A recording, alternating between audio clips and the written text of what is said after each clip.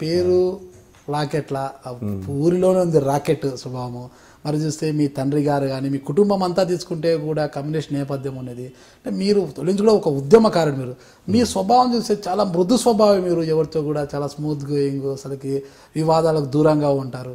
ఇలాంటి వ్యక్తి మీరు ఈ కమ్యూనిస్ట్ భావాలతో అంటే ఈ ఉద్యమాల్లో కానీ ఎలా చేయగలుగుతున్నారు మీరు అసలుకి కూడా? డిగ్రీ కాలేజ్లో స్టూడెంట్ లీడర్గా ఉన్నప్పుడు కూడా అప్పట్లో ఇంటెలిజెన్స్ ఎస్ఐ ఒక ఆయన ఎప్పుడు అనేవాడు, నిన్ను కమ్యూనిస్ట్ అనుకోవాలంటే నాకు ఎట్లా అనిపిస్తుంది, నీవు చాలా మెత్తగా ఉంటావు కదా అన్నాడు. బట్ అది వేరే ఇది వేరే. ఒక ఐడియాలజీ నమ్మిన తర్వాత, ప్రిన్సిపల్స్కి కట్టుబడి ఉన్న తర్వాత స్టూడెంట్ ప్రాబ్లమ్స్ మీద బాగా అజిటేట్ చేసాం. చాలా కేసులు ఉండేవి నా పైన కూడా స్టూడెంట్ లీడర్గా. చాలా సంవత్సరాలు కోర్టుల చుట్టూ తిరగాల్సి వచ్చింది. ఇప్పటికీ ఉన్నాయి కేసులు. యాక్చువల్గా నాకు స్టూడెంట్ కేసెస్ అన్నీ అప్పట్లో అయిపోయి దాదాపు ఒక 7 years తర్వాత ఇప్పుడు మామూలు అజిటేషన్ కేసెస్ ఉన్నాయి ఇప్పుడు కూడా ఒకటి. అయితే అన్ని పోలీస్ జోషుకుంటారు, కొద్దిగా స్పీడ్గా ఉంటారు, కొట్టడానికైనా కొట్టించుకోవడానికైనా ఏదానికైనా సిద్ధంగా ఉంటారు అనమాట. అంటే మీరైతే చాలా మృదువుగా ఉంటారు. అసలుకి ఇది మీకు అసలు సూట్ అవుతుంది అనేసి అసలుకి స్టూడెంట్ లీడర్గా చాలా పాపులర్గానే ఉండేవాళ్ళం. స్టూడెంట్ లీడర్గా అజిటేటర్గానే నాకు మంచి పేరు ఉండేది. అందుకనే మేము ఉన్నప్పుడు డైరెక్ట్ ఎలక్షన్స్ ఉండేది. నేను ఉన్నప్పుడు ఫస్ట్ టైం డిగ్రీ కాలేజ్లో డైరెక్ట్ ఎలక్షన్ జరిగింది. మిమ్మల్ని అప్పుడు అంతా చాలా స్మూత్గా ఉంటారు కదా మీరు. మీ ఫ్రెండ్స్ అన్ని అందరూ కూడా ఏమని పిలిచేవాళ్ళు అప్పట్లో మిమ్మల్ని?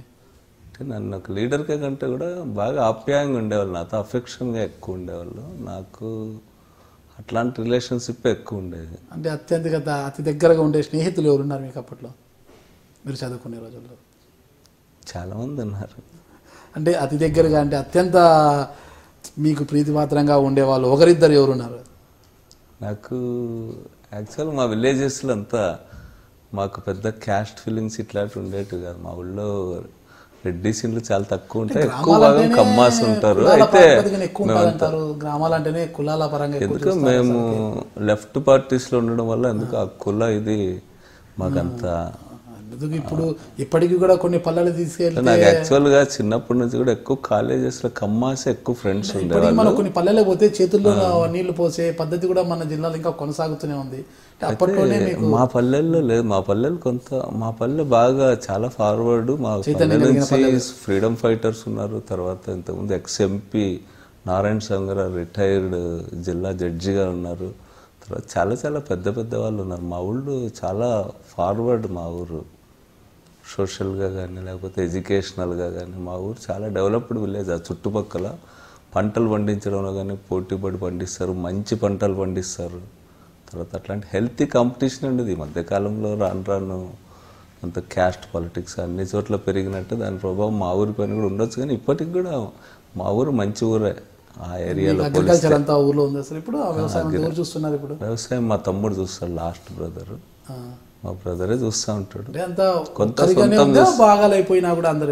మేమంతా డివైడ్ కాలే. పాస్బుక్స్ ఇవి మామూలుగానే వేరు వేరు ఉంటాయి కానీ బట్ అంతా మా చిన్న తమ్ముడే చూస్తూ ఉంటాడు అగ్రికల్చర్ అంతా. అంటే సంవత్సరం వచ్చిన పంట అంతా కూడా చూసుకొని మా తమ్ముడే చూస్తూ ఉంటాడు. చిన్నవాడు శ్రీనాథ్ రెడ్డి అని అబ్బాయి చూస్తూ ఉంటాడు. మీరు ఇంకా పూర్తి స్థాయిలో రాజకీయాలు ఉన్నారు. ఇంకా మధుసూదన్ రెడ్డి గారు కూడా ఉన్నారు. ఆయన అంటే స్టూడెంట్ లీడర్స్ ఉన్నప్పుడు కమ్యూనిస్ట్ పార్టీలకు సంబంధించిన స్టూడెంట్ వింగ్స్లో వాటిలో హోల్ టైమర్స్ మాదిరే పనిచేసేవాళ్ళం. ఎప్పుడు పార్టీ పని ఎక్కువ చేసేవాళ్ళం అప్పట్లో అంతా. అంటే స్టూడెంట్ ఆర్గనైజేషన్లో మీరు ఎలాంటి సందర్భాల్లో అతి ఎక్కువ అజిటేషన్స్ చేయడం కానీ ఆందోళన చేయడం, తీవ్రమైన ఆందోళన చేసిన దాఖలాలు ఏమైనా ఉన్నాయా? చాలా. అప్పట్లో స్టూడెంట్స్కి చాలా ప్రాబ్లమ్స్ ఉండేవి. వెల్ఫేర్ హాస్టల్స్ ఉండేవి. వెల్ఫేర్ హాస్టల్స్లో వాళ్ళ స్కాలర్షిప్స్ విషయంలో కానీ లేకపోతే కరువు ప్రాంతాలు ఇవన్నీ కూడా ఇక్కడ ఫీజులు రద్దు చేయాలని చెప్పి, అదేవిధంగా కాలేజెస్లో సీట్స్ పెంచాలని చెప్పి, వెల్ఫేర్ హాస్టల్స్ ఫెసిలిటీస్ పైన వీటన్నిటిపైన చాలా పెద్ద అజిటేషన్స్ చేసాం. చాలా కేసెస్లో ఉన్నాం. అసలు మేము అనంతపూర్ ఏఎస్ఎఫ్ అంటే ఆల్ ఇండియాలోనే నెంబర్ 1 మెంబర్షిప్లో వీటన్నిటిలో కూడా. ఆ కాలంలోనే 33,000 మెంబర్షిప్ ఉండేది. అప్పట్లో మాకు నీలం రాజశేఖర రెడ్డి గారు మేము హైదరాబాద్కి పోతే ఢిల్లీకి వెళ్తే పరిచయం చేసేవాడు మా ఆల్ ఇండియా లీడర్స్తో.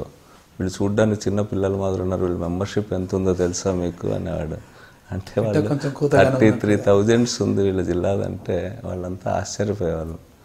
అట్లా చాలా మిలిటెంట్ ఆర్గనైజేషన్. అంటే మా ద్వారానే అని కానీ మాకంటే ముందు కూడా శ్రీనివాస నాయుడు గారు అని, వికే రంగారెడ్డి గారు, దామోదర్ ప్రసాద్ అని, ఈ మధ్యన రంగప్ప గారు అని చనిపోయారు. ఇట్లా చాలామంది వాళ్ళంతా ఫౌండర్స్. దాన్ని మేము ముందుకు తీసుకెళ్ళాం. మేమున్నప్పుడు బాగా ఎలక్షన్స్ కూడా ఉండడం వల్ల డైరెక్ట్ ఎలక్షన్స్ ఉండేవి. డైరెక్ట్ ఎలక్షన్స్ ఉన్నప్పుడు అప్పుడు ఇంకా పాపులర్ అయింది. తర్వాత అజిటేషన్స్ అవన్నీ కూడా కంటిన్యూ చేసాం. మాకు అప్పుడు communist party leaders V K Adinarayana Reddy గారు, సదాశివన్ గారు ఇట్లాంటి టాప్ లీడర్స్ మమ్మల్ని గైడ్ చేసేవాళ్ళు. అందుకనే అనంతపూర్ ఏఐఎస్ఎఫ్ అంటేనే ఒక స్టేట్కి అంతా ఒక ఉత్సాహపరిచేది. అనంతపూర్ ఏఐఎస్ఎఫ్ యాక్టివిటీస్ అంటే పాపులర్ మాది రూలింగ్ పార్టీ ఉన్నట్టే. ఇప్పుడున్న చాలామంది ఎమ్మెల్యేలు వీళ్ళందరూ కూడా ఇతర స్టూడెంట్ ఆర్గనైజేషన్స్లో ఉండాలి, కానీ వాళ్ళంతా చిన్నగా ఒక మూలలో ఉండాలి. మా ఆర్గనైజేషన్ పాపులర్ రూలింగ్ పార్టీ ఉన్నట్టు ఏఐఎస్ఎఫ్ అంటే మీరు ఏఎస్ఎఫ్లో అజిటేషన్స్ మాత్రమేనా, చదువులో కూడా ఏమైనా రాణించేవాళ్ళు అప్పట్లో? చదువులో అంటే మామూలుగా డిగ్రీ కాలేజీలో నేను ఫస్ట్ ఇయర్ పోయినప్పుడు నేను క్లాస్కి పోకపోతే మా సార్ అనేవాడు, విశ్వేశ్వరరెడ్డి నువ్వు క్లాస్కే రావనేవాడు నన్ను. అయితే మా క్లాసులో అప్పుడు బిఏ ఈహెచ్పిలో ఇంగ్లీష్ మీడియం 7 మందే పాస్ అయ్యారు. 7 మందిలో నేను ఒక్కడిని కాబట్టి ఇంకప్పటి నుంచి నన్ను ఏమనేవాడు కాదు. తర్వాత సెకండ్ ఇయర్లో పాస్ అయ్యారు మీరు? క్లాస్ పోకపోయినా పాస్ అయ్యి 7 మందే పాస్ అయ్యారు మా క్లాస్లో. అప్పుడు నేను పాస్ అయ్యా. అప్పుడు నుంచి ఏమనేవాడు కదా. నెక్స్ట్ ఇయర్ ఇంకా మీరు నాయకుడు ఏమన్నా లెక్చరర్స్ ఏమైనా సపోర్ట్ చేశారా, లేదా మీరు ఓన్గా చదువుకొని పాస్ అయ్యారా? అట్లా కొంతమంది పిల్లలు అనుకోని వాళ్ళు యాక్చువల్గా, కానీ దానికి ఏం సంబంధం ఉండదు కదా. సెకండ్ ఇయర్లో ఇంకా మంచి మార్కులు వచ్చాయి, ఫైనల్ ఇయర్లో ఇంకా మంచి మార్కులు వచ్చినాయి. అందుకని అప్పటి నుంచి మేము ఎప్పుడైనా ఏదైనా స్ట్రైక్ వాటి పిలిచిన, విశ్వాన్ నువ్వు లాస్ట్లో అయినా చదువు పాస్ అవుతావు, మేము ప్రాధాన్యత దాని అంటారు. అది విద్యార్థి సంఘాల్లో ఉన్నప్పుడు ఆ సమస్యలు, అది చదువు లాస్ట్ 2 months బాగా చదివాను. నేను బయటకు వచ్చేవాడిని. లాస్ట్ 2 months ఎగ్జామ్స్ అప్పుడు అందరూ సన్నగా అవుతారంట, కానీ నేను బాగా లావ్ అయ్యేవాడిని. ఇంట్లోనే ఉండి బయట తిరిగేవాడిని కాదు, బాగా చదువుకునేవాడిని, పాస్ అయ్యాడిని. మా లీడర్ కూడా వికే ఆదినారాయణ రెడ్డి గారు, ఆయన పెద్ద మేము పాస్ అవుతామంటే ఆయనకు అంత ఇంట్రెస్ట్ ఉండేది కాదు. మేమంతా ఏమైనా చదివి ఉద్యోగాలు పోతామని. అయితే చాలా కమిటెడ్ ఆయన, చాలా పెద్ద ఫైటర్. ఆయన పూర్ పీపుల్ కోసం చాలా సాక్రిఫైస్ చేసినాడు. ఆయనకి ఏమంటే మేమంతా కమ్యూనిస్ట్ పార్టీలో హోల్ టైమర్గా ఉండి అట్టే చేయాలనేది. మేము బాగా పాస్ అయిపోతే మరి ఎక్కడ వెళ్ళిపోతామనే భయం కూడా ఆయనకి. ఆయన ఏం పరీక్ష లేరా అనేవాడు. అంటే చాలా అప్యాయంగా ఉండేవాడు మాకు. అంటే సిపిఎం పార్టీలో ఉండగానే మీరు కాంగ్రెస్ పార్టీ మద్దతు, కాంగ్రెస్ పార్టీ మంచి హవా ఉన్నప్పుడే మీరు సిపిఎం పార్టీ అభ్యర్థిగా పోటీ చేశారు. అయితే అక్కడ కూడా ఓడిపోయారు. అంటే ఆ ఓటమి గల కారణాలు ఏమంటారు? ఓటమి గల కారణాలు ఏమన్నా యాక్చువల్గా అంటే కమ్యూనిస్ట్ పార్టీలో అక్కడ చాలా ఎండ తర్వాత పోటీ చేసాం. మా సింబల్ అప్పుడు వాళ్ళు కాంగ్రెస్ వాళ్ళు కూడా చాలామంది అడిగారు, నువ్వు ఇండిపెండెంట్ పోటీ చేయి, ఆ సింబల్ వద్దు అన్నారు. ఆ వద్దనడానికి కారణం ఏమంటే ఆ ఏరియాలో హెక్టిక్గా నక్సల్ యాక్టివిటీ జరిగింది అప్పట్లో.